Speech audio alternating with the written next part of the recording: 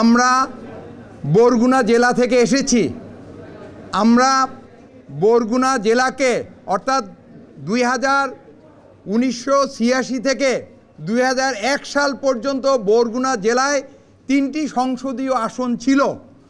2008 সালে মঈনুদ্দিন ফখরুদ্দিনের এই স্বৈর শাসকরা এসে ক্ষমতায় এসে আওয়ামী লীগ এই তারা জয়লাভ করার জন্য ফ্যাসিস্ট শেখ হাসিনা একটা আসন কমিয়ে বরগুনা জেলাকে 2টা আসনে রূপান্তরিত করেছে। এটার সপক্ষের যুক্তিটা হচ্ছে 2টা জিনিস বলবো। একটা হচ্ছে এখানে নির্বাচন অর্থাৎ ডিলিমিটেশন অ্যাক্টে সুস্পষ্টভাবে 3টা জিনিস রয়েছে।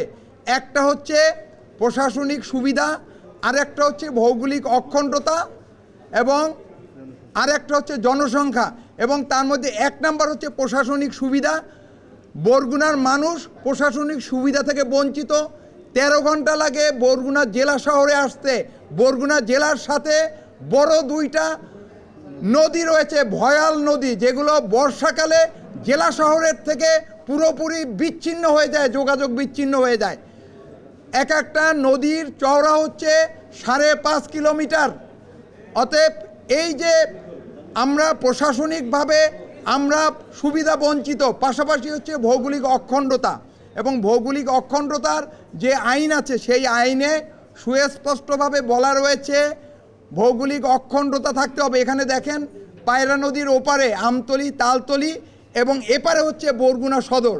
আবার বরগুনার এখানে বিষখালীর সাথে এপারে হচ্ছে বেতাগী, আর বিষখালী নদীর ওপারে হচ্ছে পাথরঘাটা বামনা। অর্থাৎ এই যে ভৌগোলিক অখণ্ডতা এটাও ডিলিমিটেশনের সুস্পষ্ট লঙ্ঘন।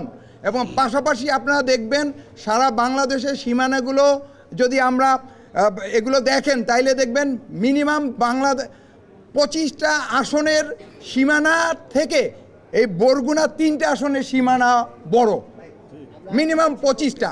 অতএব বাকি বিষয়গুলো এই কারণে আমরা পূর্বের 3টা আসন পূর্ণবহাল চাচ্ছি, আমরা ফেরত চাচ্ছি। এটাই হলো আমাদের মূল বক্তব্য।